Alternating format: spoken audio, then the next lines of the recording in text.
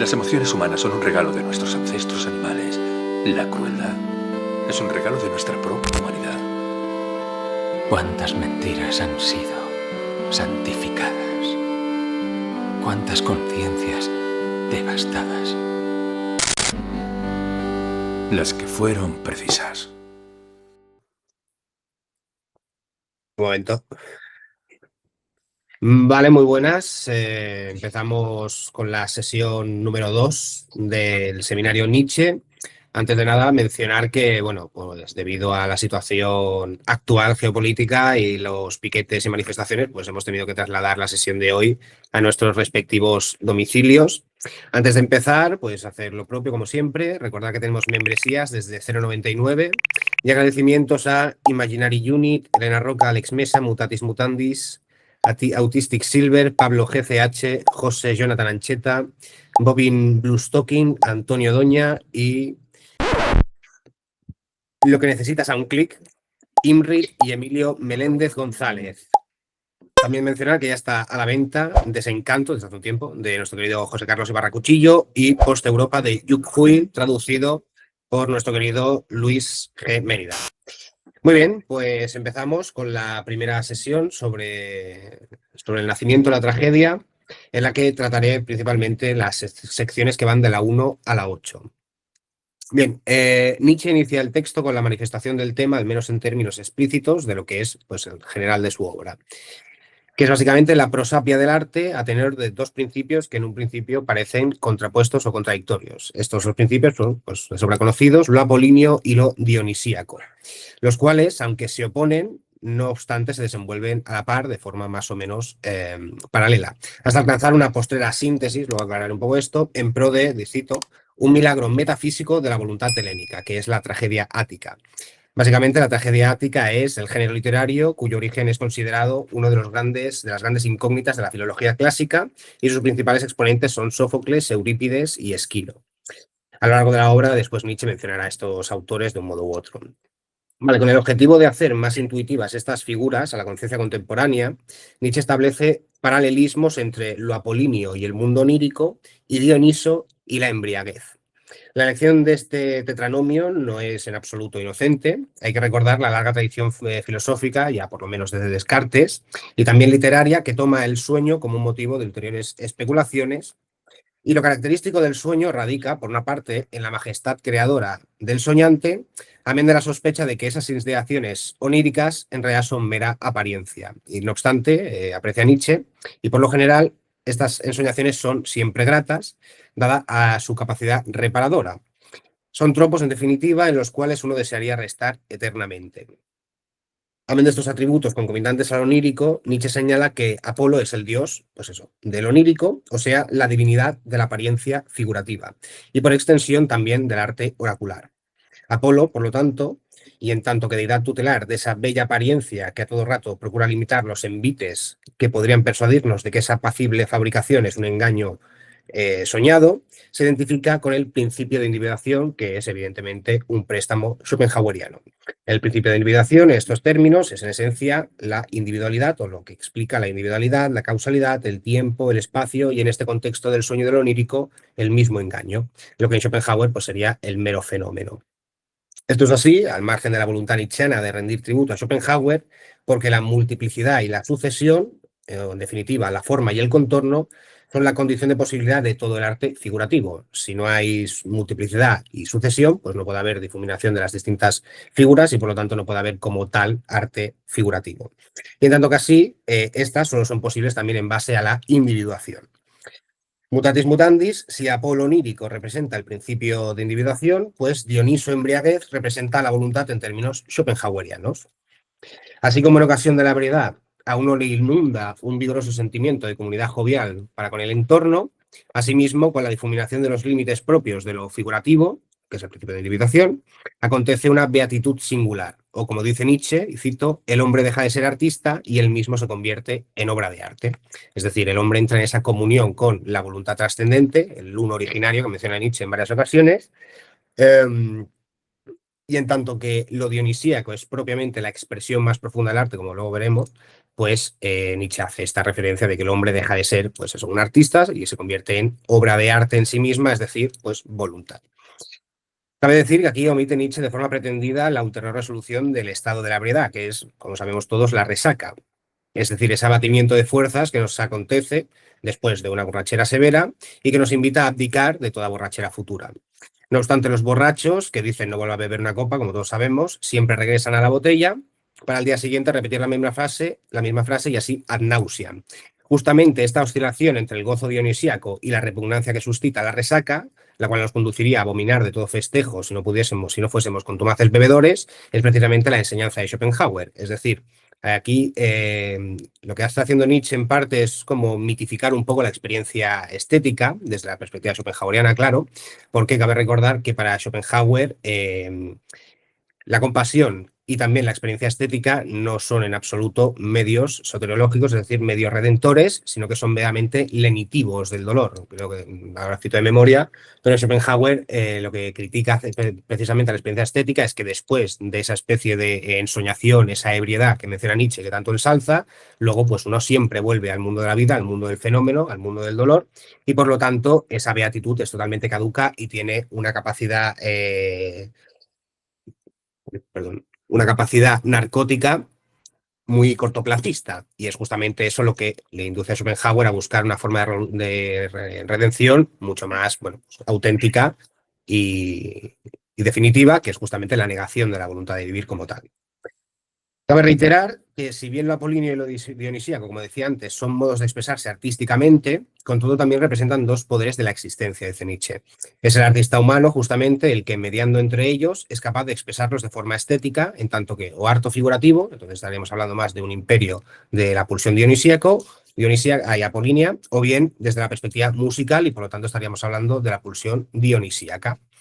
Lo apolíneo obedece a la forma, la mesura y la sucesión. Lo dionisíaco, en cambio, a la aniquilación de lo individual en busca de una comunión con la unidad mística. O sea, el principio de razón, con su variedad de individuaciones, en el primer caso, Apolo, y la voluntad trascendente ajena a las formas del principio de razón suficiente, el espacio, el tiempo, es decir, Dionisos. Partiendo de este preámbulo, Nietzsche pasa a analizar el modo en que sendos impulsos artísticos de la naturaleza se expresaron, bregaron y conciliaron de algún modo en el arte griego. En la cultura griega, Nietzsche lo que encuentra son vigorosas expresiones de uno y otro principio. Respecto al apolíneo, menciona pues, la fuerza plástica, pletórica de color, dice, de su mirada. Cabe recordar aquí que las estatuas y las construcciones griegas, la arquitectura griega en general, estaban ricamente coloreadas, no obedecen a aquella especie de blanquitud prístima, marmórea, que tanto agradó y siempre ha agradado en términos neoclasicistas. Y respecto a lo dionisíaco, cabe señalar, por supuesto, pues la orgía báquica, desenfrenada y rayana en la crueldad, dice Nietzsche. Los griegos, asegura Nietzsche, debieron sentir una suerte de rechazo ante tal lascivia, ante tal expresión de vida disoluta, y este rechazo se manifestó en el afán de poner coto a estas expresiones dionisíacas. Considera Nietzsche que la máxima expresión de esta voluntad de restringir la pulsión dionisíaca fue el arte dórico. No obstante, ambos impulsos alcanzaron cierto grado de conciliación, hecho que, y vuelvo a citar, representa el momento más importante de la cultura griega. No obstante, dicha tregua se volvió problemática a medida que la pulsión dionisíaca iba encontrando escollos para expresarse dentro del formalismo apolíneo. El principal fenómeno mediante el cual lo dionisíaco se expresó, a pesar de aquella aparente capitulación recíproca, fue, como dice Nietzsche, y es al final uno de los grandes temas de la obra, el ditirambo y el baile. De ahí, previsiblemente, aquella cita célebre de Nietzsche de que solo podría creer en un dios que supiese bailar. Tanto el ditirambo como el baile, en el baile idiosincrático de las orgías báquicas, lo que se expresa simbólicamente es la voluntad de romper con el velo de Maya, o sea, en lenguaje no schopenhaueriano, el aparente mundo de la experiencia individualizada del fenómeno. La unidad metafísica de todas las objetivaciones de la voluntad es el objetivo último, entonces, de estas experiencias báquicas, orgiásticas, en fin, de la embriaguez. De ahí la función de la borrachera en los ritos, pues, y vuelvo a citar, el hombre tiene que haber arribado ya a ese cenit de la negación de sí para abandonarse a dicha comunión con el todo. Ahora bien, ¿cuál fue la función específica del apolíneo para la cultura griega? Nietzsche establece una tácita oposición entre la cultura popular y, por expresarlo de algún modo, la cultura aristocrática griega. Respecto a la primera, señala el mito del sabio de Sileno, un tópico pesimista, que era un sátiro embriagado, tutor de Dionisos. También se le atribuye la invención de la flauta, pero en resumen, el mito lo que dice es que Midas logró capturar a Sileno para que le transmitiera su sabiduría, y en ese momento el sátiro responde con el tópico pesimista, que luego se repite en Sófocles y que es un tópico también en la literatura y en las tragedias griegas, ¿no? Que lo mejor de todo es no haber nacido, ser nada o, en su defecto, morir pronto, cuanto antes.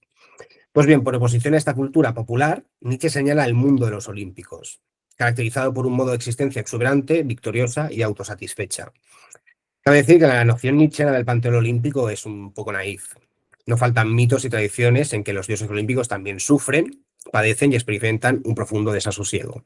Pues justamente el caso de Apolo, ¿no? El mito de Dafne y todos sus raptos, pues es también un caso paradigmático de esto.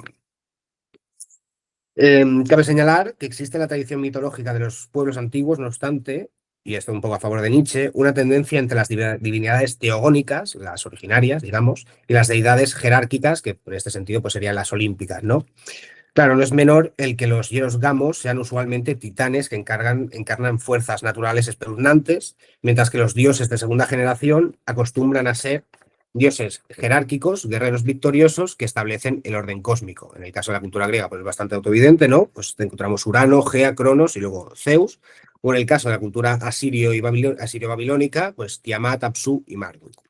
Es decir, aquí un poco pues, para partir una lanza a favor de Nietzsche. Sí que es verdad que encontramos, a pesar de esa dimensión trágica que también se está en los mitos relacionados y las obras pues trágicas y demás, con los dioses olímpicos, sí que es verdad que hay una cierta tendencia en las religiones naturales antiguas de este dualismo, ¿no? Por una parte tenemos los dioses pues del caos o los dioses originarios, los titanes, que luego, no obstante, son subyugados por una horda posterior de dioses que ya establecen un orden jerárquico en ese caos y luego son los dioses a los cuales se le rinden culto, ¿no? También un poco a favor de Nietzsche respecto a esa tensión entre la cultura popular representada en el mito de Sileno y la cultura aristocrática posterior, que representaría más el formalismo apolíneo. Cabe decir que estas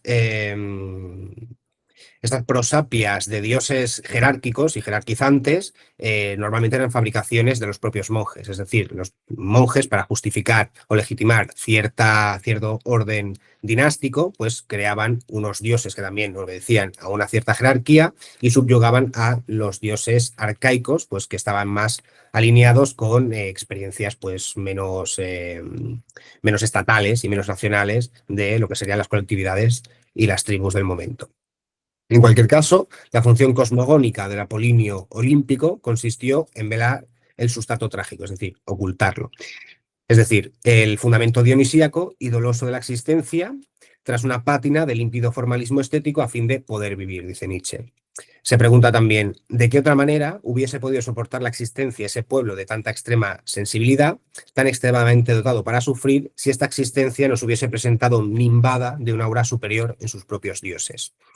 Así pues, a la vibrante cultura griega subyacería a modo de sustrato un hondo pesimismo, el cual fue sobrecompensado con la victoriosa existencia encarnada en los olímpicos. Esto mismo ya señala Olga Plumacher, que dice que el pesimismo es ese trampolín que, al ayudarnos a saltar, a su vez es echado hacia atrás. Entonces, bajo el palio de los olímpicos, la existencia quedaba, según Nietzsche, justificada como algo digno de ser vivido. Y este optimismo vital alcanza su máximo grado de paroxismo en el pavor que suscita la muerte en el hombre homérico. Volviendo a citar a Plumacher, dice respecto a esto, la inconsciencia restante que permanece entre las sombras es lo que el hombre natural teme, por no reconocerse en esa contradicción. Ninguna penitencia, ningún castigo protege del Hades. La simple no vida es la cumbre de la desesperación para aquel que se enardece completamente con el impulso de vivir, y por ello es incapaz de pensar la pura negación de la misma. Por eso siempre debe permanecer un resto fantasmal del ser. Volviendo a Nietzsche, lo que aquí se da, en un plano al menos puramente metafísico, es una identificación entre el anhelo de la voluntad por perpetuarse en el ser y la vis estética típicamente homérica expresada mediante derroteros olímpicos. Es decir, Homero y la epopeya, en tanto que género, representaría, por una parte, este optimismo vital, esta justificación de la vida, y además en el ámbito puramente metafísico, se identificaría con la voluntad o con el deseo, digamos, de la voluntad trascendente por volverse fenómeno, es decir, por multiplicarse en virtud del principio de individuación, el velo de Maya, los fenómenos, ¿no? Por lo tanto, el paralelismo entre el principio de individuación o el fenómeno y el formalismo apolíneo y la voluntad trascendente dionisíaca, pues es bastante manifiesta, ¿no? Aunque hay ciertas salvedades que luego comentaré si tengo tiempo.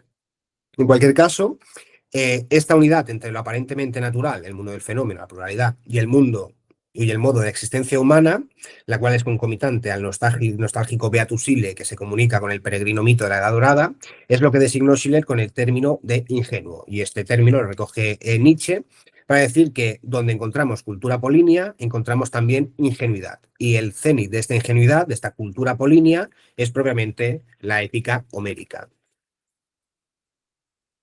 Entonces, el mundo onírico resulta ilustrativo para comprender las idiosincrasias de este artista ingenuo. Recuperando la metafísica schopenhaueriana de lo bello, donde la experiencia estética representa un oasis en el desierto dolente de la vida, Nietzsche arguye que el sueño representa una apariencia elevada a la máxima expresión, es decir, apariencia de la apariencia, una satisfacción aún más perfecta del mismo deseo de apariencia. En tanto que así el arte apolíneo, por su paralelismo con el mundo onírico, viene a colmar este anhelo elevando la apariencia pues, a su máxima expresión. Yo aquí tengo un apunte que quiero decir que hay que señalar que en Schopenhauer la apariencia que representa el mundo empírico es propiamente la última ratio del sufrimiento, que esto es algo que me da la sensación de que Nietzsche o no entiende o no quiere recuperar del texto schopenhaueriano, ¿no? Si la apariencia que produce el arte resulta lenitiva para ese dolor, es solo porque el arte imita un sustrato de la realidad que es ajena a las formas del principio de individuación, es decir, las famosas objetivaciones adecuadas de la voluntad.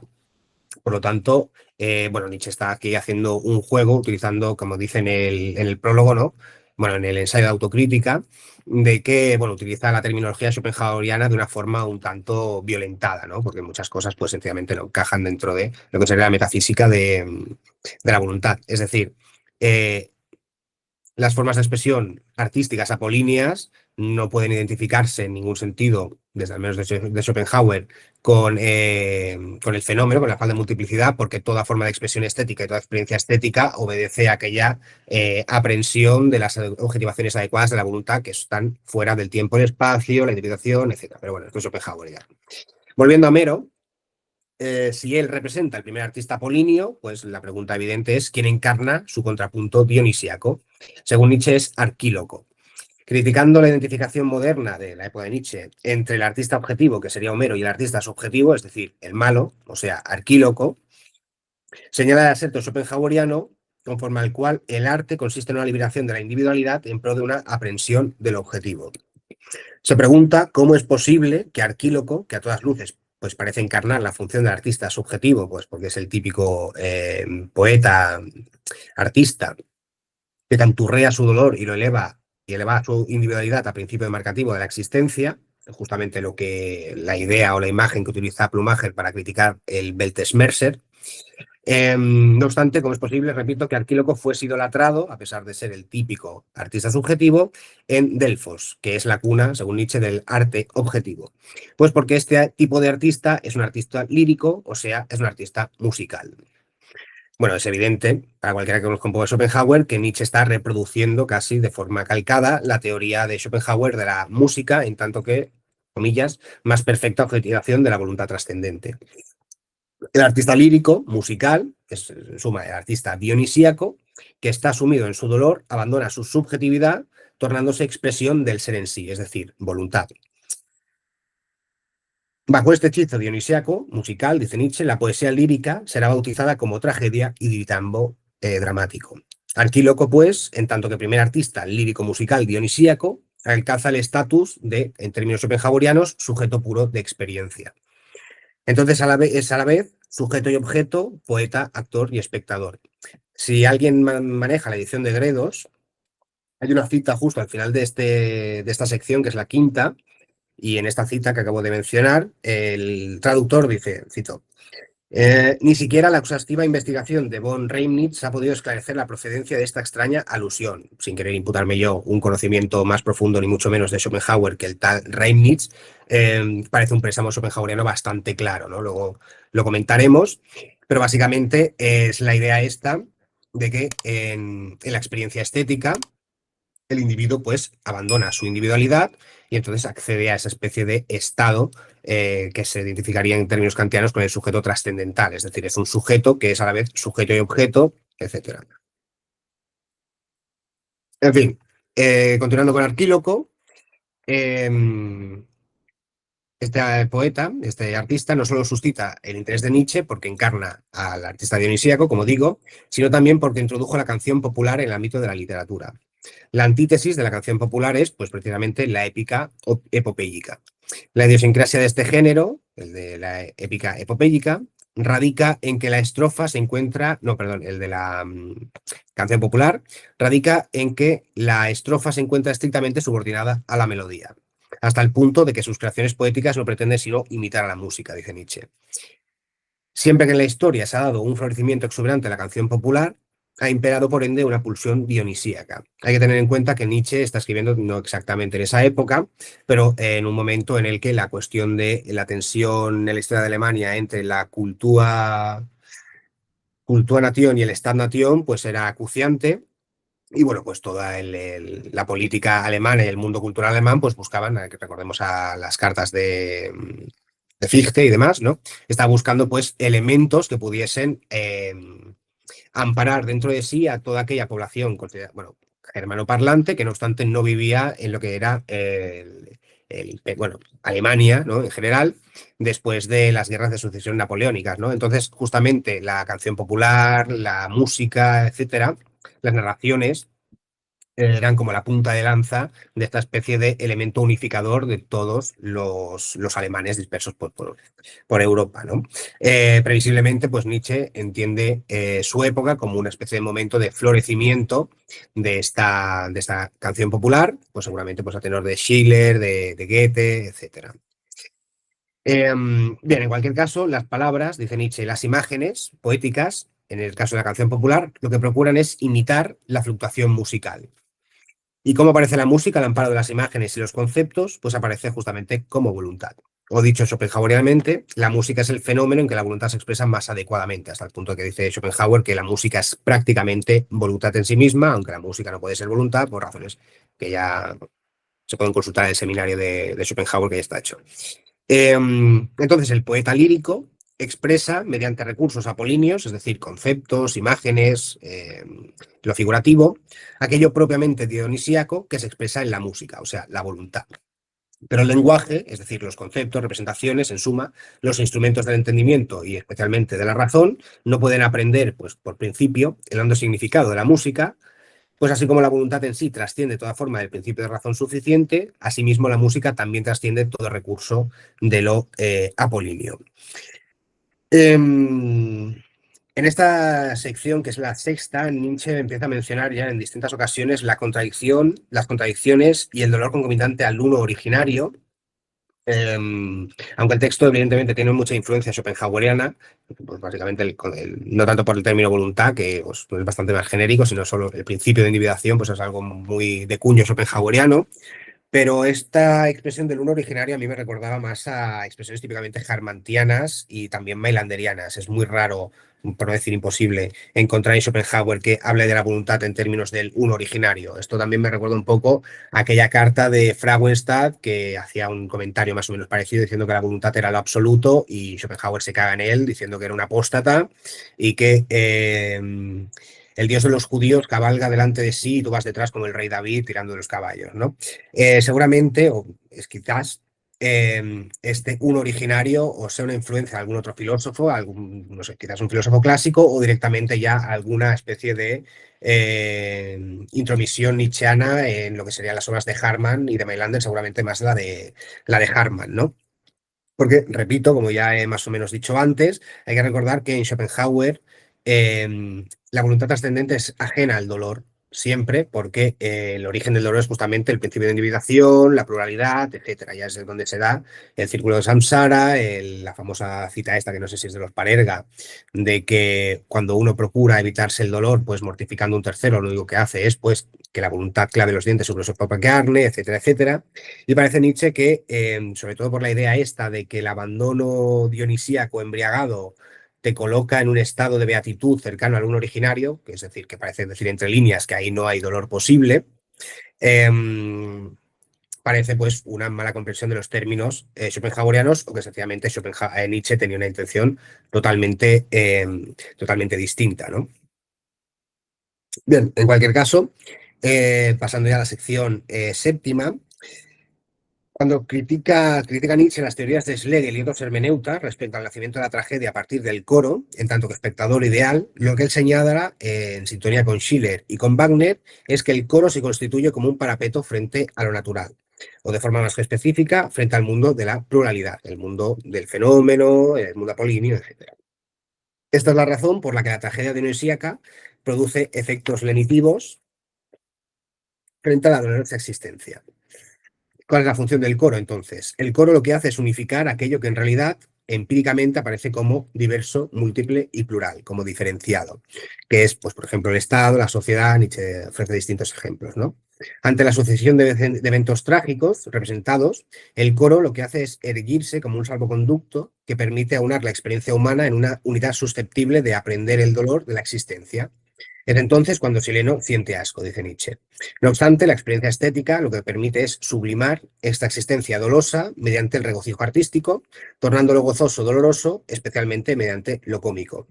Aquí pues vuelve a haber un poco una pequeña referencia, no sé si directa o no, de algunas reflexiones de Schopenhauer y Bansen respecto a lo cómico en el segundo volumen de los complementos del mundo común de representaciones, donde Schopenhauer habla de esto, de que lo cómico es justamente la síntesis, no hablo de estos términos, pero bueno, la síntesis entre la contradicción de la intuición y el concepto, etc. Y luego ya es cuando Bansen recoge toda la cosa esta de que solo en la experiencia humorística puede pues darse un cierto alivio de las contradicciones de la voluntad. En fin, ya para acabar, te pregunta Nietzsche, ¿quiénes eran los participantes originarios del coro? Pues justamente los sátiros, cuyo correlato moderno es el pastor bucólico e idílico.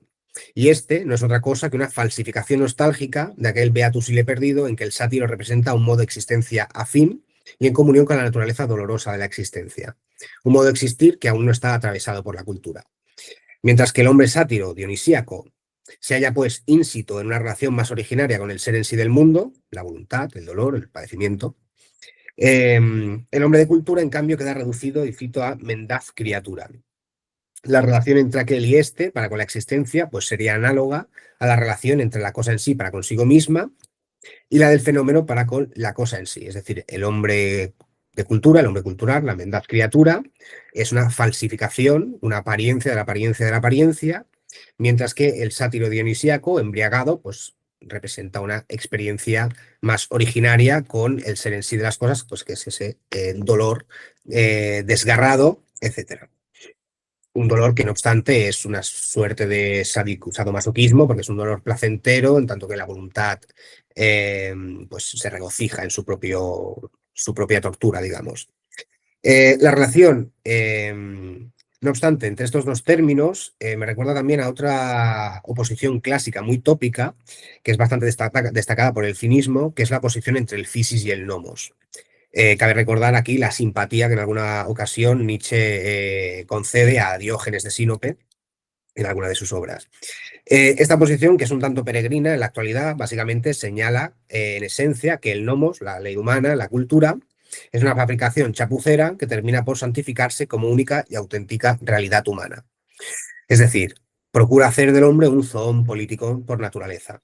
La inmoderada actitud cínica venía justamente a destacar lo risible de esta pretensión, de ahí pues las célebres querellas cínicas que narran, pues entre muchas otras cosas, la onerosa manipulación del pene por parte de Diógenes en el santuario de la vida cultural y política, que era justamente el ágora, que era donde Diógenes pues se hacía las pajas. En suma, podemos establecer una analogía entre el physis, la physis, Diógenes y el sátiro, y el nomos, Apolo y el hombre de cultura. Pero debe tenerse en cuenta, y aquí es donde matizo un poco el comentario sobre la síntesis que me hacía al principio, debe tenerse en cuenta que Nietzsche aquí no está apelando a un dualismo, sin más, sino a una suerte de Aufhebung sin superación, o sea, una dialéctica entre lo apolíneo y lo dionisíaco que se manifiesta justamente en el arte. Es decir, lo apolíneo y lo dionisíaco son dos pulsiones de la existencia que se expresan artísticamente, pero que no son contrapuestas, no son antitéticas, sino que se pueden conciliar. Conciliar sin sintetizarse, por supuesto, ¿no? Entonces, la máxima expresión de esta dialéctica, de este respeto mutuo entre lo apolíneo y lo dionisíaco, sería justamente la tragedia, y más específicamente la tragedia ática. Esta dialéctica sería tanto más violentada en la medida en que el apolíneo se pretende constituir en tanto que una única imagen del mundo, que es justamente lo que hace el hombre de la cultura. Pero será puesta bajo la luz adecuada en tanto que el apolíneo actúe como canal de la expresión dionisíaca, algo similar ocurrido en la tellamanía oracular, donde la pitia pues, es un mero intermediario entre el dios y los hombres. El oráculo era redactado y posteriormente traducido por un monje intérprete que, como el apolíneo, se excedería en sus funciones si pretendiese elevar su lucubración a categoría de verdad prístima. Y con esto, pues, acabo la intervención. ¿Alguno quiere romper el hielo? ¿Alguien quiere empezar? ¿Tú tienes algo que decir? Se aceptan críticas y halagos, ¿eh? Empieza tú, que rompes el hielo y ya cuando me caliente un poco ya entro. No te calientes demasiado. Pues no sé, bueno, hay algo que ya habíamos, creo que hablado Adri y yo. Entiendo que, aunque me haya respondido a la story en Instagram diciéndome, bueno, no especificándome el que, supongo que te referías al tema este de lo subjetivo y lo objetivo. Sí, claro, que sí. Y bueno, a ver, eso se puede expandir. Me parece curioso que digas que, ¿cuál es la edición que tienes tú? La de Gredos, esa que las de RBA. Vale. Me parece curioso que digas que no recuerdo el nombre de quien has dicho, ha podido establecer la relación, que me parece, o sea, vamos. No lo digo yo, lo dice el traductor. Ya, no, estoy diciendo que me parece como curiosísimo. Sí, a mí que pongan eso. Von Reimnitz. Me parece curiosísimo que pongan eso cuando en realidad es algo, pues, digamos, de conocimiento elemental si has leído el libro. O sea, ni siquiera es una cosa de estas de... Sí, críticas, súper, te has tenido que meter a la correspondencia o alguna cosa así. Sí. O sea, vamos, está en el primer... Por encontrarla, puedes encontrarla ya en el primer volumen. No has tenido que hacer, digamos, no has tenido que ir a escarbar demasiado. Tengo que decir que en eso está bastante bien la de... Alianza.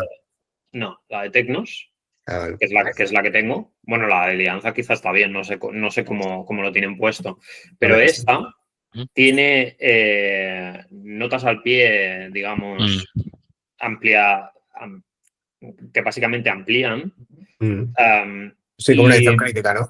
Sí, bueno, es que es propiamente una edición crítica, porque lo que hacen es seguir la de Colli, no recuerdo otro nombre, pero básicamente que es la edición canónica. Y bueno, las notas al pie te ponen fragmentos de los póstumos, en los que, digamos, que no se han rescatado en el texto y que amplían un poco las ideas, pero luego también te remiten a textos. Y hay muchas notas al pie que remiten directamente al mundo como voluntad de representación. Hay que decir que no hacen comentario, o sea, que para otras cosas igual, yo que sé, están hablando de... sí, pues Hegel dijo no sé qué. Y se ponen a comentarlo y no se ponen a comentar sobre Schopenhauer. O sea, todavía ahí se queda corto el tema para este texto. No digo que en otros textos sea importante igual comentar sobre Schopenhauer, pero en este parece que es importantísimo. Y sobre todo esta cuestión es como entra, o sea, está, digamos, dándose de bruces con... pues eso, con una cuestión muy concreta del sistema de Schopenhauer, que tiene que ver con cómo se jerarquizan las artes. ¿Cómo se jerarquizan las artes? Se jerarquizan, digamos, de forma... El primer, digamos, elemento que se usa para hacer eso y que sería, digamos, el más adecuado por toda esta adopción, recepción de la teoría de las ideas platónica, su versión de ella, es que se jerarquizan por el tipo de... o sea, por el grado de objetivación o el tipo de idea con el que están trabajando. O sea, la jardinería, pues como está trabajando, o la jardinería o la arquitectura, como están trabajando pues con formas, entre comillas, menores, ¿no? Dentro de la cadena del ser, como sería, pues en el caso de la arquitectura, las fuerzas en el sentido físico, ¿no? En el sentido, digamos, estricto del término. Y luego, en el caso de la jardinería, pues obviamente a través, digamos, de la vida vegetal, ¿no? El resto, pues tratan después de la vida animal y finalmente el hombre, ¿no? Que sería, pues la idea en la que se expresa más adecuadamente la voluntad, según Schopenhauer. El problema está en que ese criterio no te permite diferenciar o establecer jerarquías entre pues una inmensa variedad, ¿no? De géneros y de formas artísticas, pues eso, como puede ser la escultura, la pintura, la música, la poesía. Claro. Vale, ¿con qué las diferencias? Si al final todas tratan la idea del hombre. Y aquí es cuando introduce, pues eso, un espectro, por lo que podríamos llamar un espectro subjetivo-objetivo. Lo que cae más del polo subjetivo serían las formas, digamos, menos elevadas del arte y lo que cae, y lo que, digamos, se decanta hasta el extremo, ¿no? Al polo objetivo serían propiamente pues, las formas mejor consideradas. Que ahí tendríamos, pues eso, la tragedia. Bueno, la tragedia, porque para la música, aunque sea la más considerada, tampoco entraría dentro de este espectro subjetivo-objetivo. Lo curioso es que hay que decir que hace una lectura fina.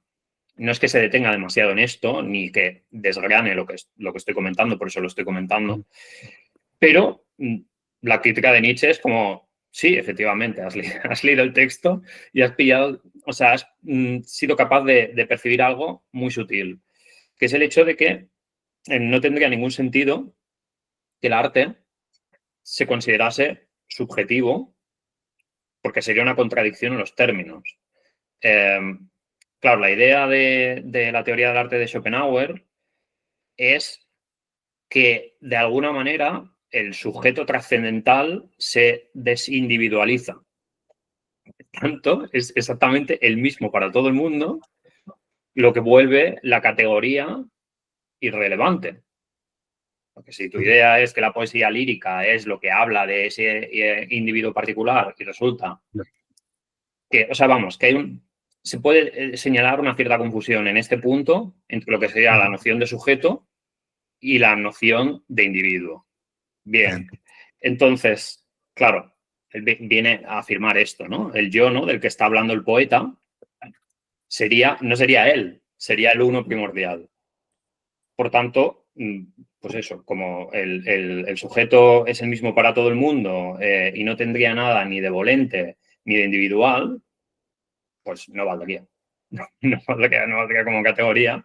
Y bueno, es eso, ¿no? O sea, ahí es uno de esos aspectos, digamos, curiosos que tienen que ver con, pues eso, con toda esta idea, ¿no? De anticipación de lo bello o de reminiscencia, ¿no? De las ideas, ¿no? Dentro de la teoría del arte de Schopenhauer. Y la conclusión es eso. La conclusión es que es espuria, o sea, es una dicotomía espuria, simplemente atendiendo a los propios términos de Schopenhauer, ¿no? Y él intenta pues ofrecer, digamos, una lectura, salvar los muebles, digamos, de la poesía lírica. Bueno, que es básicamente lo que has explicado, ¿no? Con el tema de la canción. Y luego habla de la idea, digamos, de que la poesía lírica partiría de un estado musical. O sea, intenta digamos, salvarlo, intenta salvar el aparente carácter subjetivo, ¿no? de la poesía lírica, Claro. remitiéndose a la música, por lo que sería un estado, digamos, psicológico dionisiaco, lo podríamos llamar. Sí, Sí. Esto por que se había quedado descolgado y creo que alguien quería meterlo. Pues mira, ha quedado Sí, hay otra cuestión que ha abordado Adris sobre la redención en estos parágrafos. Me parece que es en el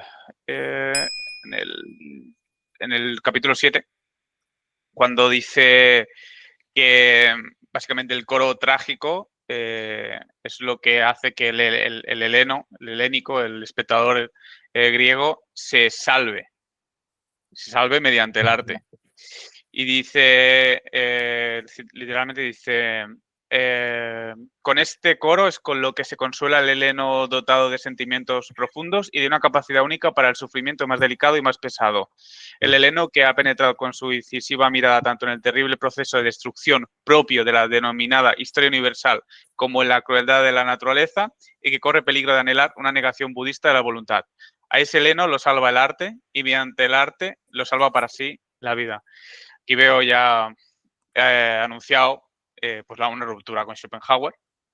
Está intentando, como tú has dicho, salvar los muebles, digamos, de caer en el sujeto abolitivo schopenhaueriano, y a la vez postula una nueva teoría o un concepto nuevo de la redención que no está todavía muy definido, pero que ya podemos intuir un poco por dónde va a ir, con todas las vaguedades y ambigüedades que comporta, porque, en fin,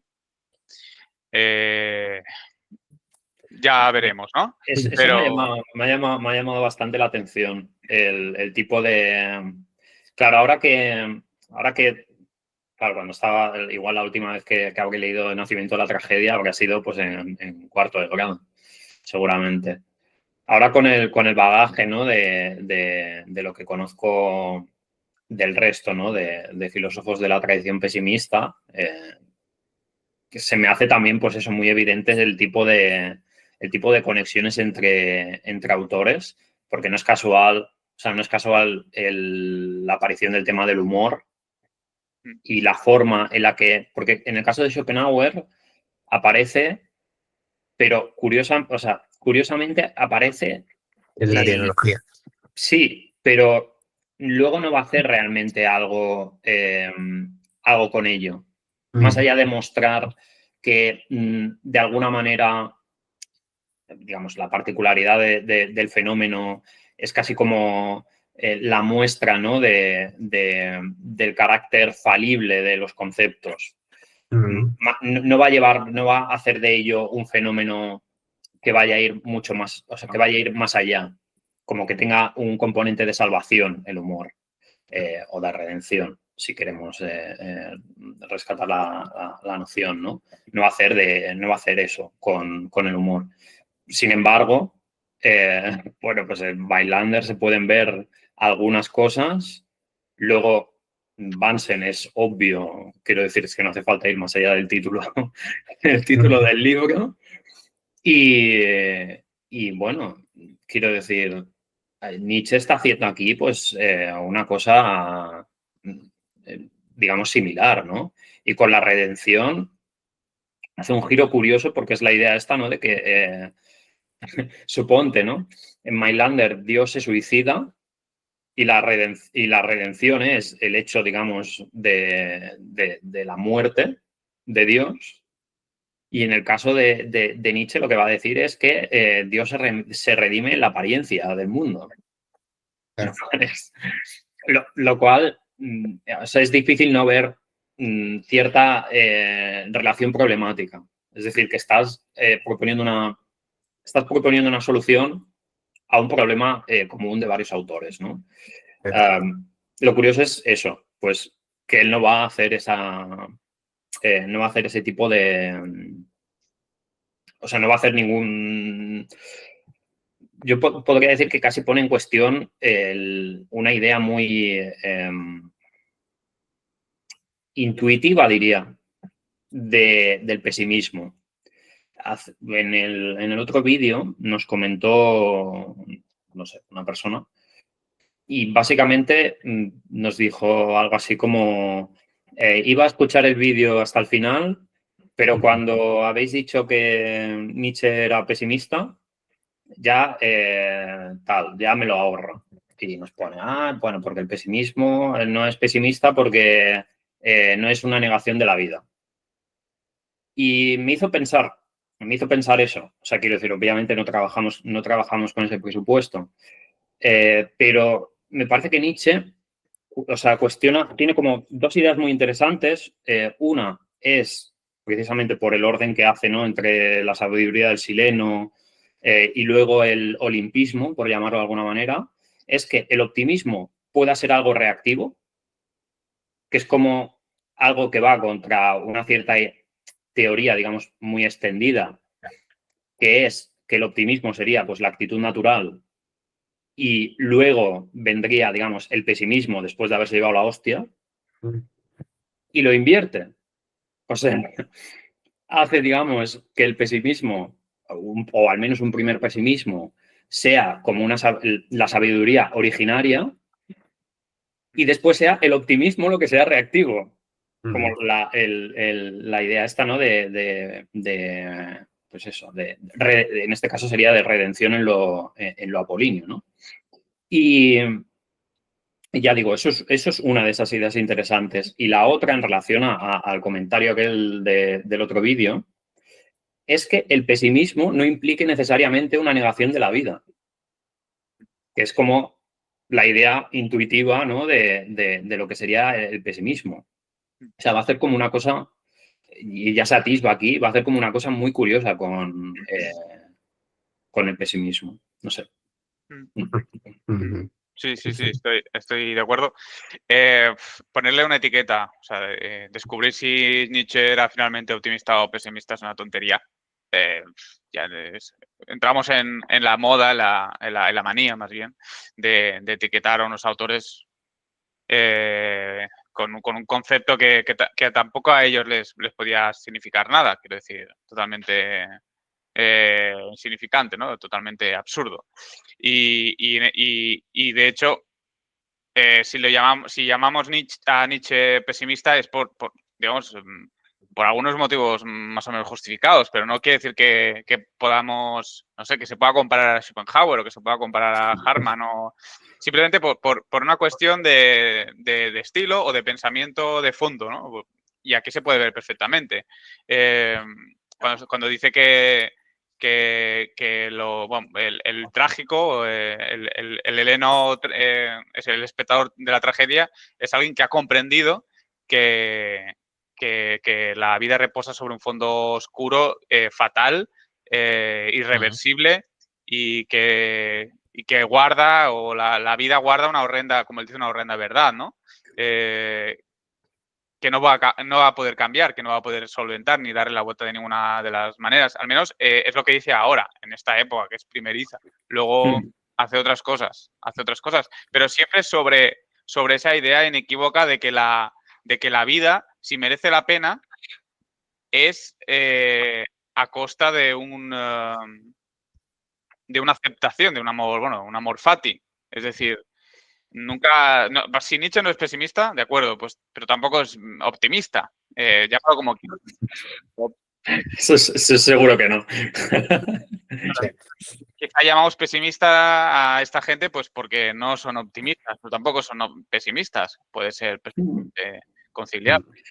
En el caso de Nietzsche está claro que siempre su pensamiento está dominado por una tendencia más bien hacia el pesimismo, y aquí se ve perfectamente quizá por influjo schopenhaueriano, más fresco, quizá por influjo de los Wagner, pero está clarísimo.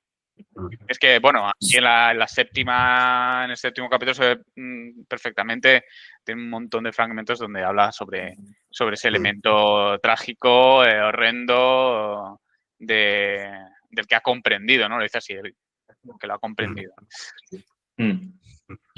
Sí, claro, claro, utilizar etiquetas, o sea, no etiquetas en el sentido naif, ¿no? Pero Categorías escolares, ¿no? Pues siempre es problemático, ¿no? Pues el clasiquísimo ejemplo es la dicotomía, esta espuria y meramente didáctica, entre realistas no, eh, empiristas.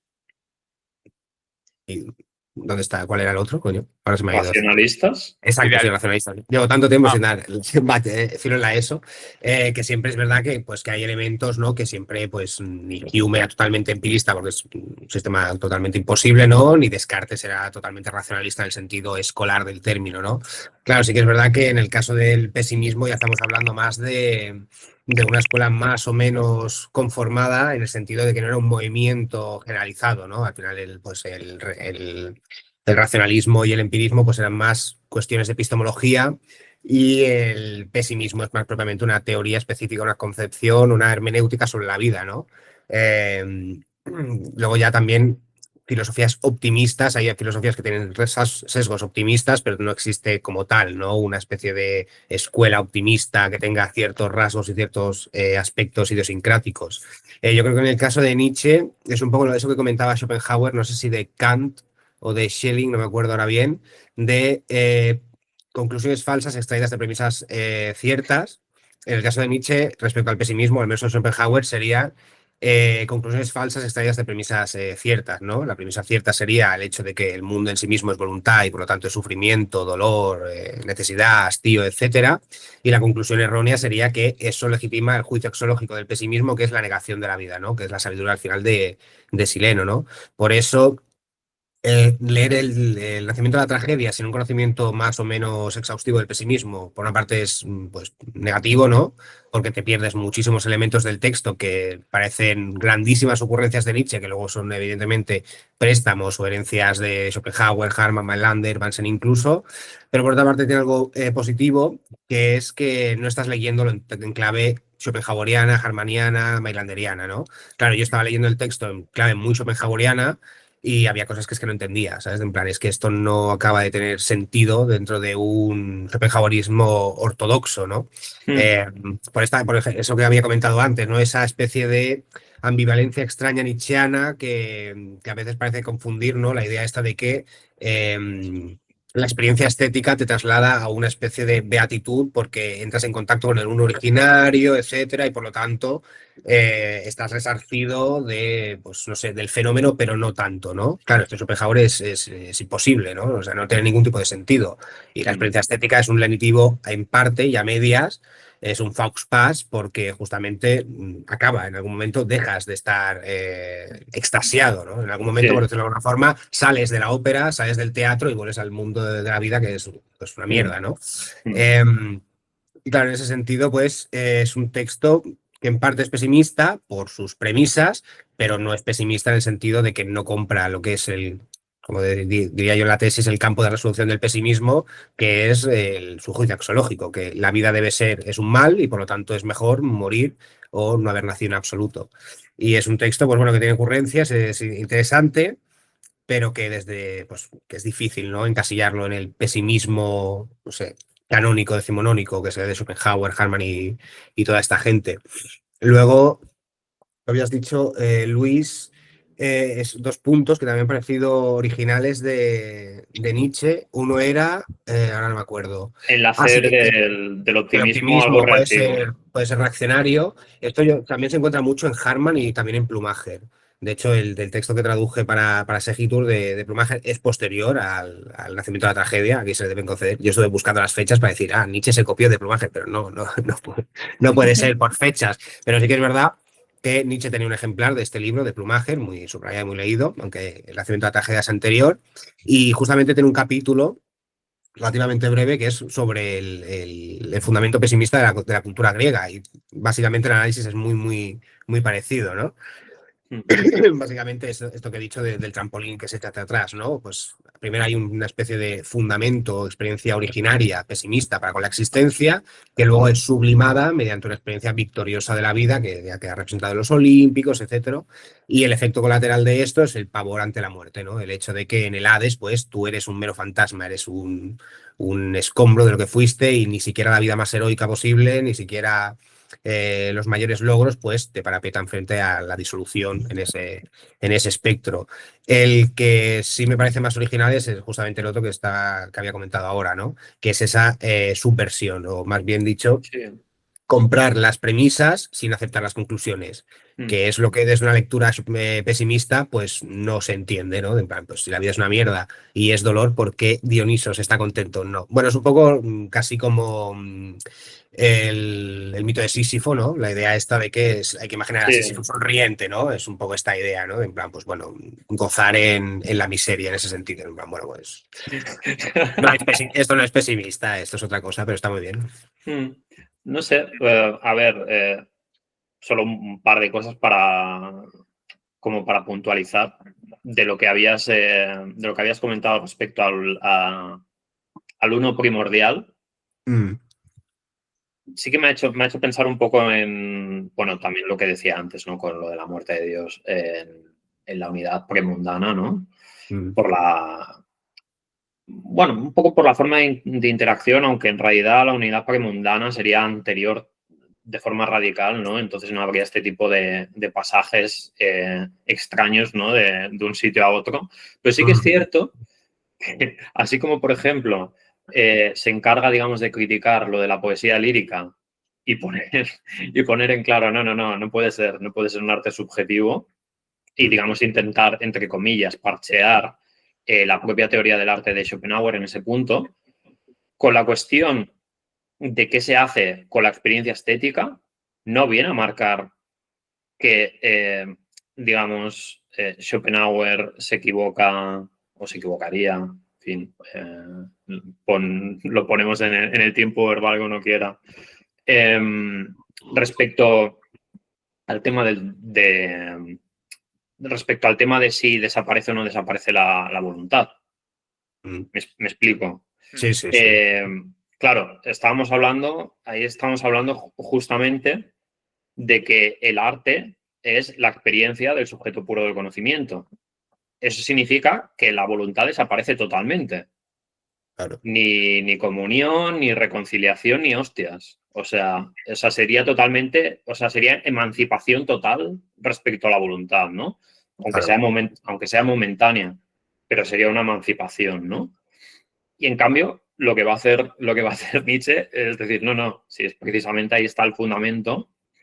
Ahí está, digamos, el fundamento de la experiencia estética, porque incluso lo apolíneo va a hacer como una lectura así de voluntad de apariencia, o sea, como también de un paso de un polo al otro, y va a hacer de ello, pues eso, como lo fundamental de la experiencia estética. O sea, lo fundamental de la experiencia estética es la magia.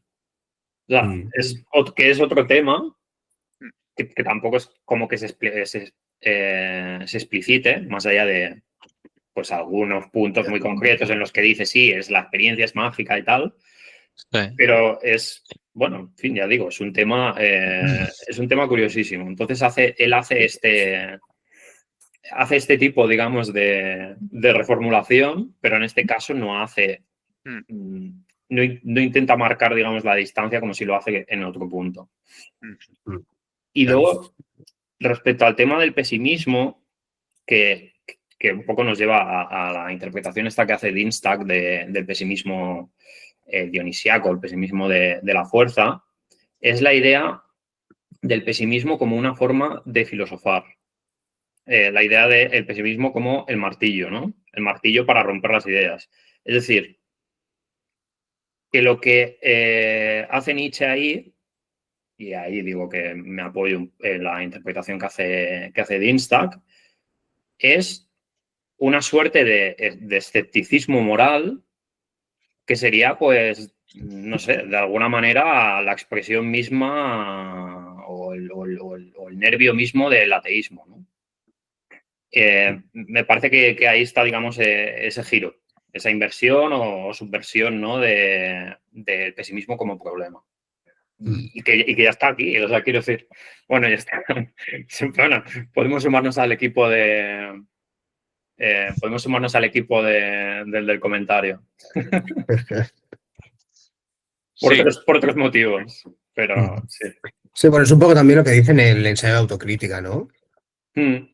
Que es esto, ¿no? De que ya tenía, que en este texto intenta expresar ideas originales mediante conceptos prestados de Schopenhauer y demás, ¿no? Pero que al final es como que todo su proyecto posterior, el Salón Crítica, creo que se escribe como unos 15 años después de que se publique El nacimiento de la tragedia, y que al final ya está de forma seminal, ¿no? La idea esta de pues esa especie de voluntad socrática de pues eso, de pervertir o crear una especie de ficción reconfortante sobre lo que es el hombre, y de ahí crear pues eso, como una especie de lo que es al final la experiencia cristiana, ¿no? En ese sentido, o cristiana semítica, mosaísta. Es decir, coger lo cambiante, el devenir, lo mudable, lo que no tiene fundamento, lo que es infundamentable, que sería la voluntad o como queremos llamarlo, y establecer pues pilares, una especie de silo que permita pues construir ciertos parapetos que nos den una cierta seguridad en términos morales, culturales, el progreso mismo, etcétera, ¿no?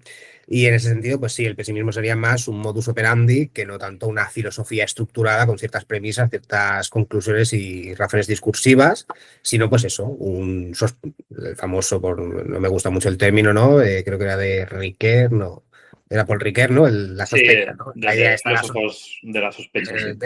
del sospechar constantemente de pues cuáles son los fundamentos que subyacen a esas cosas que parecen pues palabras o leyes escritas en piedra, ¿no? Por aportar al debate ya algo, por aportar algo tangencial, pero en fin.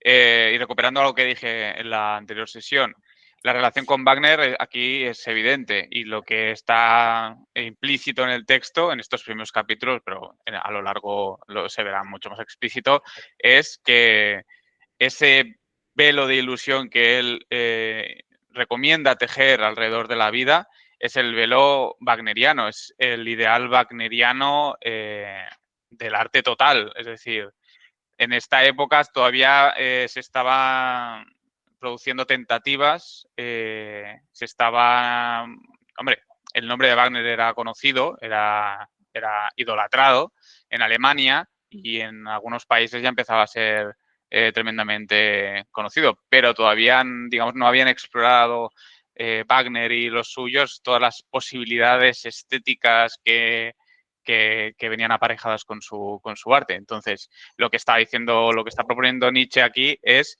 que sustituyamos la vieja religión cristiana por la nueva religión místico-pagana de Wagner. O sea, lo que no se atreve a decirlo tal cual porque sería pues propio de un apologeta de la más baja estofa, ¿no?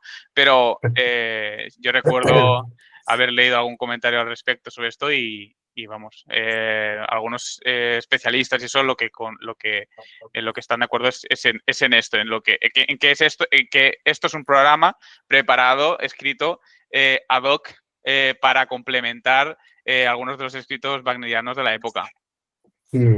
Y coincide, encaja perfectamente, digamos, con lo que Wagner propone o lo que él entiende por estado ideal artístico, lo que él proponía instaurar en Alemania y que en su época, en la Revolución de Marzo, pues no fue capaz porque no tenía poder político, no tenía ni siquiera la influencia que tenía en los 60 y 70, pero que encaja perfectamente. O sea, es un estado teatral digamos, sustentado por ficciones artísticas, míticas, legendarias, y que no tienen un arraigo, digamos, en, no sé, lo mundano.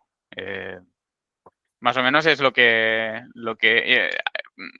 hay una parte, ahora no recuerdo dónde en estos capítulos, que Nietzsche dice que algo así como que uno de los mayores obstáculos para la vida es el conocer, y lo que hay que hacer es lograr. Algo así. Pues eso es algo que viene a musicalizar la obra de Wagner, básicamente.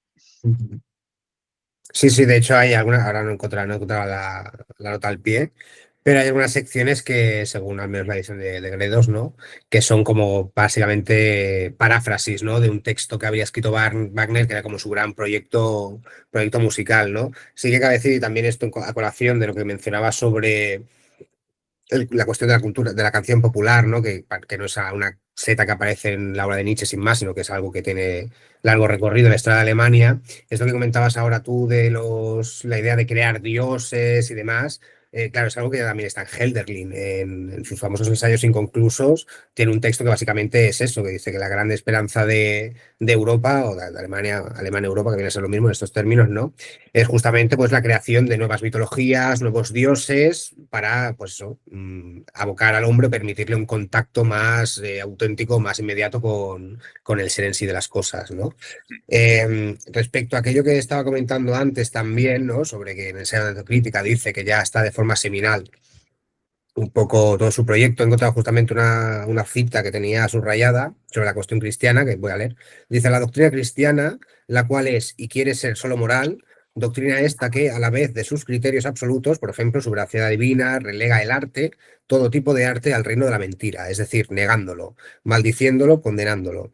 Detrás de semejante manera de pensar y de valorar, que no deja de ser hostil al arte, mientras de algún modo sigue siendo genuina, advertía también desde siempre la hostilidad a la vida, una furiosa y vengativa aversión respecto a la vida como tal, dado que toda vida descansa en la apariencia, el arte, el engaño, la necesidad de perspectiva y de error. O sea, quiero decir, hay alguna sensación, a mí me daba a veces la sensación, y por eso me costaba leerlo en términos schopenhauerianos, ¿no? Porque al final, uno, por mucho que intentes utilizar, pues uno acaba siempre pensando en términos de bueno, malo, negativo, positivo, ¿no? Lo que está bien y lo que está mal. Claro, Schopenhauer, evidentemente, el malo de la peli es la voluntad, pero es la voluntad fenoménica, la voluntad atravesada por el principio de intimidación. Eso es lo que hay que aniquilar. De hecho, esa última sección del mundo como lente de representación tan casi críptica, ¿no? Que viene a decir que bueno, que después de la negación de la voluntad lo que se niega es aquello que le imputamos el ser, es decir, el ser empírico, por lo tanto, que podemos vivir en la voluntad, vamos, lo que decían los cristianos de pasar el resto de la existencia contemplando el gigantesco rostro de Dios, pues bueno, cambien Dios por voluntad y es un poco más o menos lo que quería decir Schopenhauer, ¿no? Claro, pero en ocasiones a mí me da la sensación de que Nietzsche es como que hipostasía justamente pues no lo apolíneo, pero toda la parte que sería la voluntad atravesada por las formas del principio de representación, del principio de razón suficiente, ¿no? Es decir, hay algo gozoso justamente en la pluralidad, en ese dolor, en esa fluctuación constante que queda expresada justamente en lo dionisíaco, ¿no? Y por eso el Dionisos tiene que estar siempre en comunión de alguna forma con Apolo, porque la voluntad, por definición, no puede ser captada por el concepto, porque lo trasciende, pero la única forma en la que se puede expresar la voluntad es justamente en el concepto, es decir, en la figuración artística, sea musical o no sea musical. También partir una lanza a favor del cristianismo y decir que esto de la negación, al menos desde mi perspectiva, esta negación de la hostilidad frente al arte y tal, me parece algo bastante protestante, ¿no? Que también a veces incurrimos mucho en esta especie de uniformización de la cristiandad en términos de, pues, lo cristiano es todo lo cristiano y todos son iguales, pero claro, hay que pensar que Nietzsche, en tanto que alemán, no era un cristiano, no vivía en un mundo cristiano sin más, ¿no? O sea, pues los pietistas o protestantes o lo que fueran, ¿no? Claro, tenemos que pensar en un entorno cultural y una forma de expresión cristiana que era protestante luterana, en ese sentido, ¿no? Claro, tengo yo mis dudas de que el cristianismo católico tenga tanta animadversión frente al arte, ¿no? O sea, tenemos que pensar que al final de todo el movimiento de la reforma, la contrarreforma y el protestantismo y Lutero y esto, salen luego pues las típicas sectas cristianas ultramontanistas que prohíben la música, que demonizan el arte, etcétera, etcétera, ¿no? Entonces, claro, pues es una concepción de lo cristiano, al menos en términos de la expresión artística, pues siempre muy circunscrita a su contexto histórico y a su propia expresión religiosa. Bueno, yo creo que se podría hacer una lectura igual un poco más, no sé si profunda, al menos intentar salvar un poco lo que estás comentando. Si uno ve en el fondo que al final el arte es un medio. O sea, en estas concepciones el arte es un medio. Entonces, para el cristianismo el arte está bien si es arte cristiano.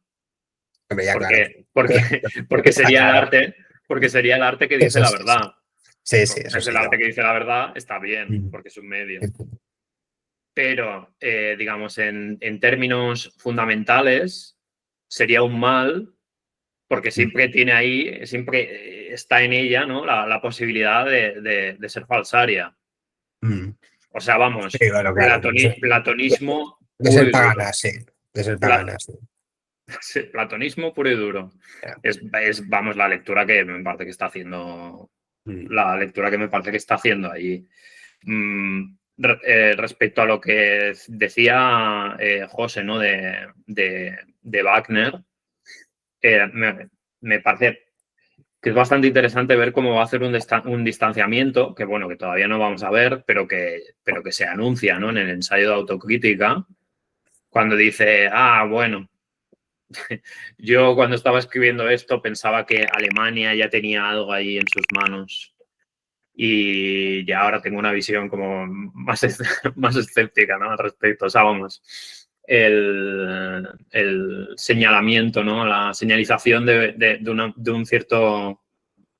cierta distancia, un cierto distanciamiento respecto al nacionalismo, ¿no? O sea, que habría como un componente muy nacionalista en este texto, por esa idea, ¿no? De, pues eso, archiconocida, ¿no? Del pasaje secreto entre la voluntad helénica y la voluntad alemana, ¿no? Pero bueno, veremos cómo se resuelve o cómo se desarrolla, porque también Nietzsche en ese aspecto, dependiendo mucho de la obra y el aforismo, sección del que estemos comentando, pues eso, está en un punto o está en otro, ¿no? Pero bueno, ya empiezan criticando eso. Ya Wagner ha escrito, bueno, ha representado el Parsifal y con ello ha arrasado con las esperanzas de Nietzsche en la vuelta de Wagner a las raíces paganas, ¿no? Al helenismo. Así que creo que el ensayo de autocrítica es de... Espera que lo he buscado. Es del 86. Sí. Y el Parsifal creo que es del 82. No recuerdo. Fact check. Vale. Lo que sea, que es posterior, vamos, Sí. segurísimo. Y si no, lo se que pone comentáis, posterior. se pone, sí. Lo digo de memoria, pero bueno, que más o menos, que sé que es posterior. Y luego lo que comentáis de Nietzsche con la tensión esta que mantiene con el cristianismo, que es de amor-odio constante, ¿no? Que por una parte dice, con ello se puede entender, o sea, entendiendo, digamos, esta ambivalencia perpetua de Nietzsche con el cristianismo, se pueden entender ciertas cosas. Hemos dicho, sí, en el 82. Hemos dicho que, bueno, Adri lo ha dicho, que la música cristiana pues sería, no sé, una desviación en parte, ¿no? O no sería totalmente honesta con las potencialidades de la música como disciplina, pero por otra parte el músico favorito de Nietzsche, o uno de ellos, era Palestrina, que era un compositor de polifonía cristiana. Él lo dice varias veces. Palestrina, madre mía, Palestrina. Y así con eso muchísimas otras cosas. O sea que, en fin, y su ideal monástico era el del Grial también. O sea, que, en fin. Buena conexión ahí, porque lo del Grial hace pensar en quién hace pensar. Sí, claro. No voy a decirlo, pero autoevidente. todos sabemos que Nietzsche tenía ahí unas ínfulas de apocalípticas de redentor de la humanidad también, ¿no? Sí. Y quería fundar su propia. Esto creo que lo cuenta su hermana, que tenía esas ínfulas, ¿no? De creador de religión, o de secta. ¿Podemos fiarnos de la hermana? No, seguramente no. Pero bueno, uno lo lee y se da cuenta rápidamente de que Nietzsche estaba bastante pagado de sí mismo y que tenía un... Eso seguro. ¿Quién coño escribe un libro? Solo una persona con tendencias redentoras, salvadoras, podría escribir Zaratustra. Yo, perdona, pero a mí me parece un texto pésimo, no me gusta nada. A los mayores, ¿eh? Sí, no me gusta nada. Creo que es un texto, además literariamente hablando, bastante malo. Y y filosóficamente peor todavía. O sea, me parece que para eso no hubiese escrito nada. No Esto entiendo. Esto para Reel, ¿eh?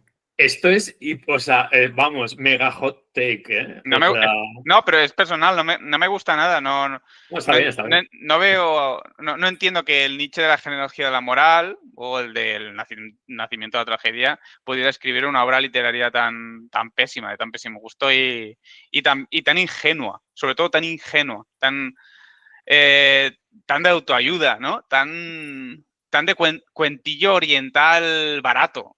No sé, no me gusta nada. Además, como mezclando temas, cogiendo a Zoroastro, es que no me gusta nada. No me gusta nada. Es como una refundición, ¿no? De diversos temas esotéricos, pero pasados por la frivolidad de Occidente, no sé, no.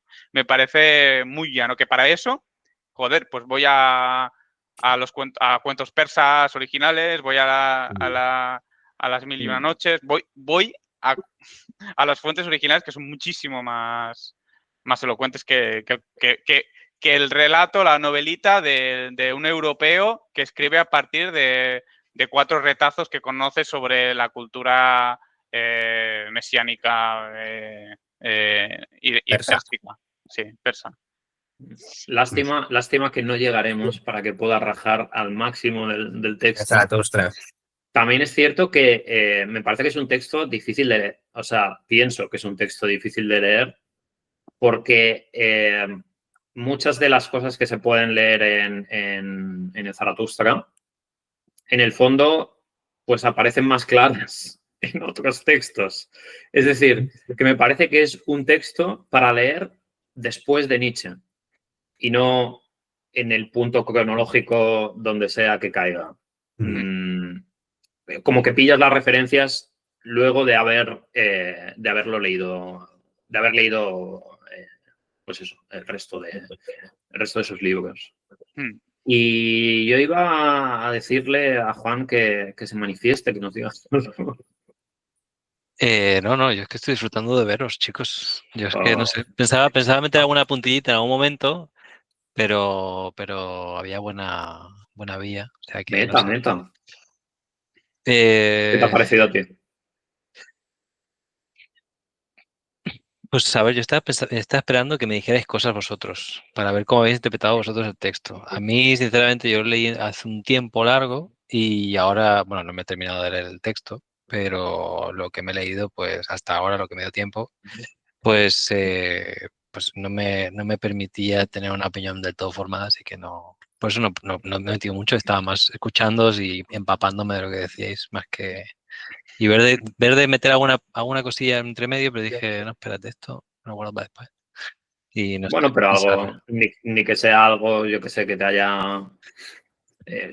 asociación de ideas a propósito de algo que hayas visto, pues me ha hecho pensar en esto. Sí, a un momento una idea me surgió cuando estabais hablando sobre que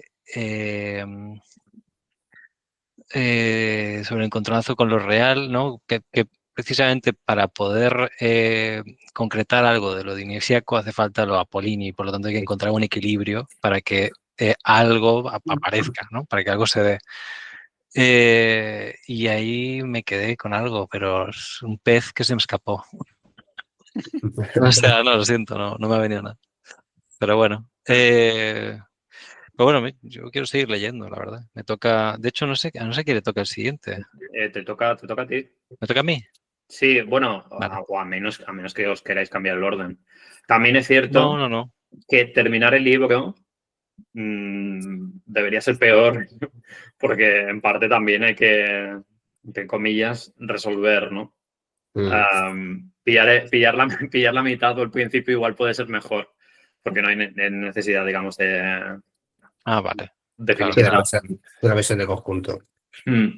Pero bueno, como eso os arregláis vosotros. Sí, ¿os parece bien cómo están? Sí. Sí, sigo yo.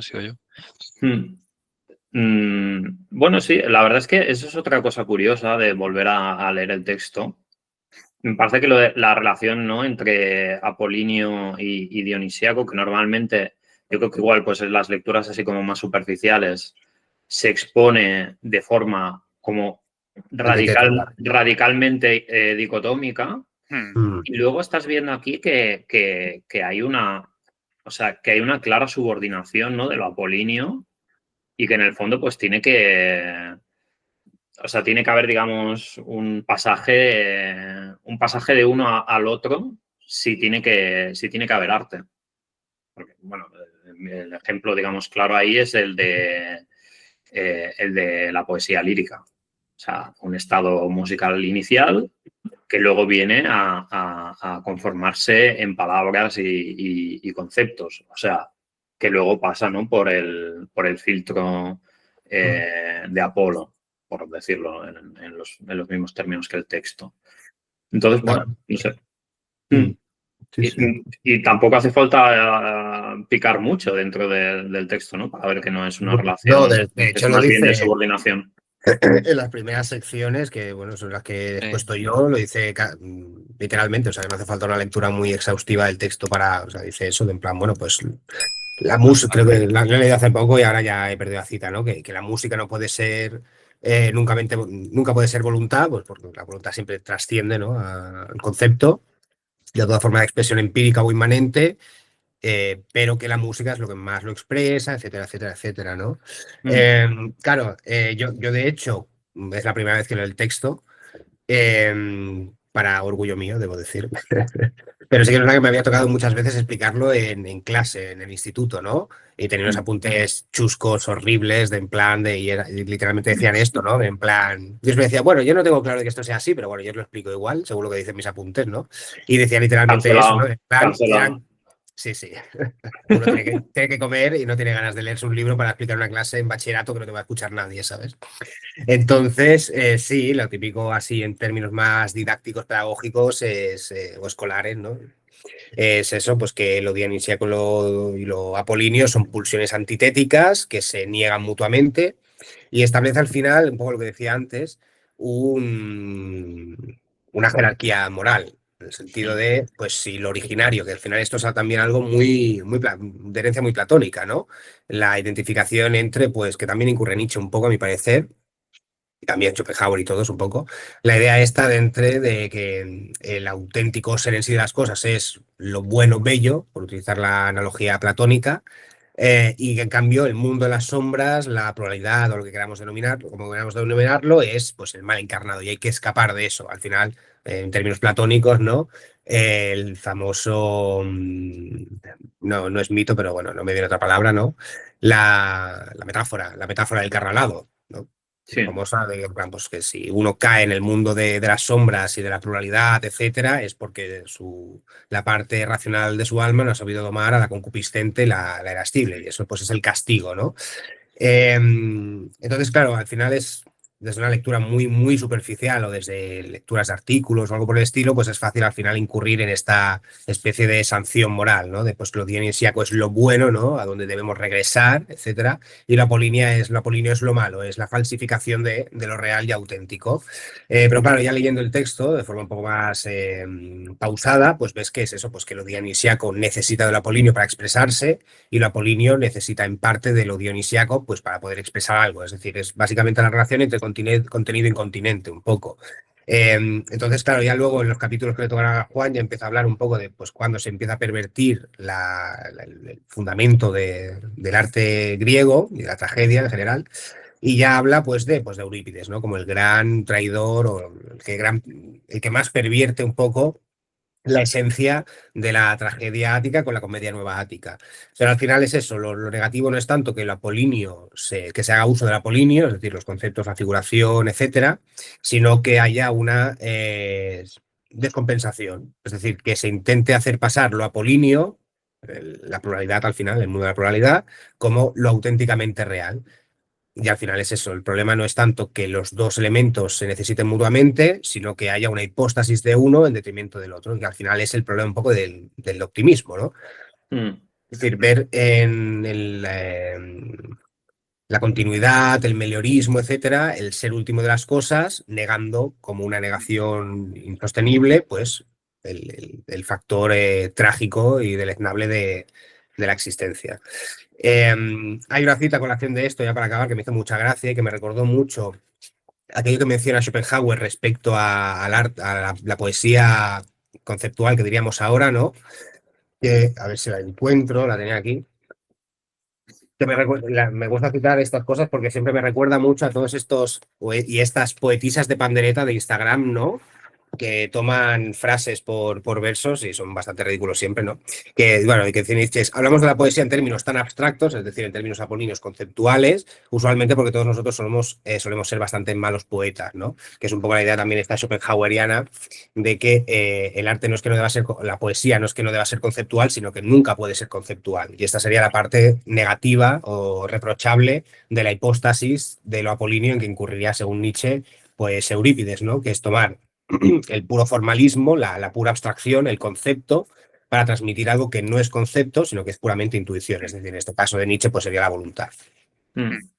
Sí, un apunte que me he acordado ahora. Cuando leí entero el libro del nacimiento de la tragedia, me acuerdo que lo complementé con la lectura de la respuesta de Wilamowitz Ullendorf, y allí quedaba manifiesto que la crítica que se hace a Nietzsche por parte, digamos, de la filología clásica, erudita, académica de su época, lo pusieron a caldo. Era en su mayor parte era infundada o estaba basada en la incomprensión de la propuesta filosófica de Nietzsche. Y de hecho, también manifestaba un cierto, o quizá por el desdén personal que le tenían a Nietzsche por otras cuestiones, ¿no? Le tenían manía por cuestiones más personales, de favoritismo.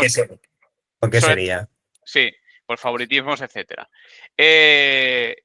Entonces, una cuestión relacionada con lo que acabáis de comentar acerca de la interacción entre Apolo y Dionisos que no es tan unilateral o no es Dionisos bien o Apolo bien según la circunstancia y la otra sería la parte oscura o la parte mala. Nietzsche dado que es un filólogo muy versado en la materia, es un gran filólogo, de hecho, ya que lo demuestra, es consciente de que en las religiones mistéricas a las que él atiende en muchos de sus escritos y estudios, en las religiones mistéricas que padecen mucha influencia de las religiones de Tracia, de Frigia, etcétera, allí Apolo y Dionisos muchas veces se toman como una misma unidad. Este sería el caso, por ejemplo, en Frigia. Un historiador se llama Alejandro de Mileto, dice que el Sol, Apolo y Dioniso son la misma entidad que ellos llaman Sabacio, por ejemplo. Y esto Nietzsche lo tiene perfectamente en cuenta y conoce ese carácter dual, ambivalente del ser humano y no sería tan ingenuo de apostar por un lado como si fuese el término de la salvación, ¿no? Conoce que ese fondo es fluctuante, ¿no? Por así decirlo. De hecho, también es un gran psicólogo, porque sabe que conoce esas dos partes, de la humanidad que habitan en nosotros, ¿no? No, incluso ya desde la perspectiva esta que comentábamos antes, de comprar las premisas o los axiomas pesimistas sin comprar, no obstante, las conclusiones, claro, esa sincronía entre lo apolíneo y lo dionisíaco son totalmente necesarios. O sea, sin Nietzsche, por hacerlo de forma muy peregrina, ¿no? Si lo que quiere es legitimar la existencia sin negar, no obstante, la dimensión doliente de la misma, claro, el principio de individuación, el principio de razón suficiente es estrictamente necesario porque es la condición de posibilidad justamente del mundo empírico, ¿no? Del mundo inmanente, digamos. Entonces, claro, un Dioniso sin Apolo sería totalmente absurdo porque es que entonces sería justamente Schopenhauer.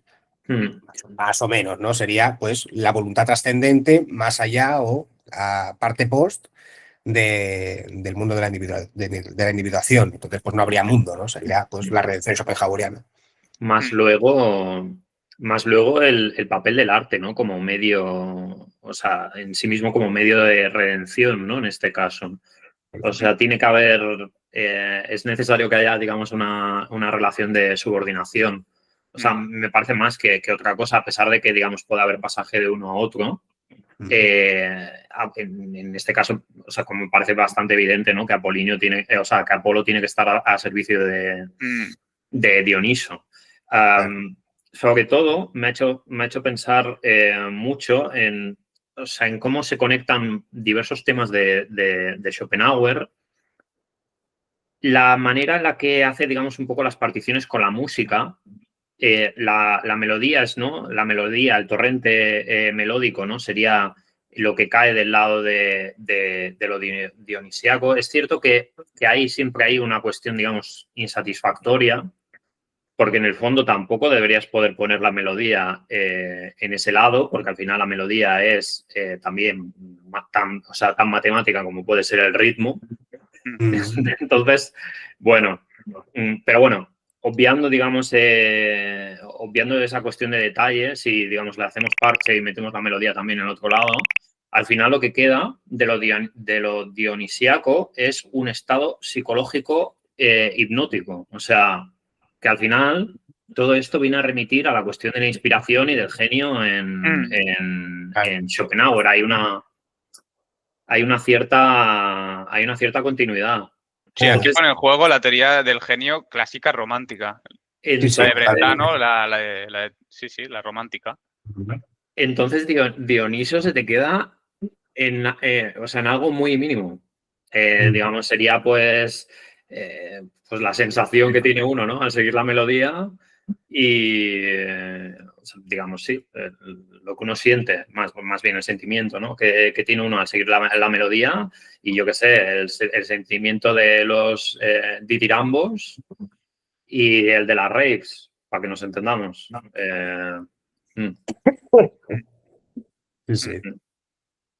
Sí, vamos, que Nietzsche no sabe para dónde tirar aquí todavía y es visible. Bueno. Pero aún así es una obra genial. Es una obra precursora y por tanto es genial. Porque inaugura una forma también de hacer filosofía.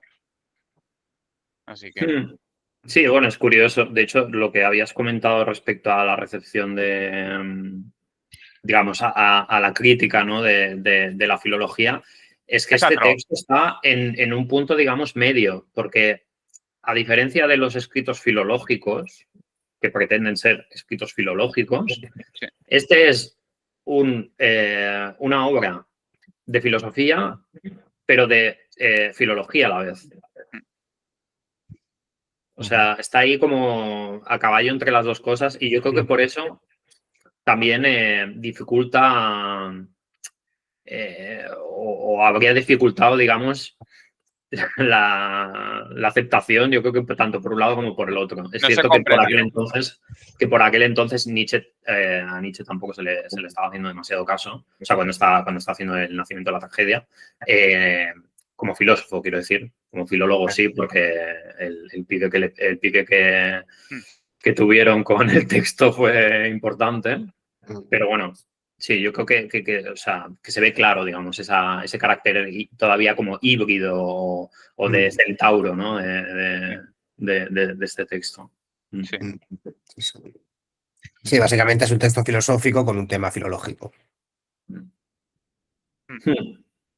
Sí, rompe con un tabú que estaba muy arraigado en la época, que era la de la época griega, como una especie de edad dorada de la humanidad, donde los ciudadanos iban dando saltitos por los prados y vivían todos en feliz comunidad, y como la época más feliz de la humanidad, ¿no? Que por eso él ya en el título se propone mentirse a esta concepción, ¿no? Y también para provocar, por supuesto. Sí. Pues, no sé, yo creo que podríamos ir cerrando ya. Sí, vamos a dar un buen rato. Llevamos un ratillo. Si no hay nada que se quiera añadir. No, hacemos ya el cierre. Hacemos la salida. Lo de siempre. Me guardo cositas para la siguiente. Sí, tiene alguien. Tiene aquí la chuleta. Por ahí. Vale, pues damos por finalizada la segunda sesión del seminario. La próxima es, esperemos que pueda ser en la universidad. Estreno, te he puesto estreno, en todo caso, al final. Sí, el 22 de octubre. La hará Juan, pues de la sección 9 hasta la 16 aproximadamente, o por ahí, aproximadamente, ¿no? Vale. Y bueno, pues nada, para finalizar, pues lo mismo de siempre, recordad que tenemos membresías desde 0,99, baratas, y agradecimientos a Imaginary Unit, Elena Roca, Alex Mesa, Mutatis Mutandis, Autistic Silver, Pablo GCH, José Jonathan Ancheta, Bobin Bluestocking, Antonio Doña, y lo que necesitas a un clic, Imrit y Emilio Méndez. Y también recordar que tenemos a la venta Desencanto de José Carlos Ibarra Cuchillo, nuestro compañero, y Post Europa de Yuk Hui, pero traducido por Luis Gemérida, también nuestro querido compañero. Y sin más que añadir, pues se cierra. Hasta la próxima. Hasta la proximísima, 22 de octubre. Buenas noches, hasta mañana.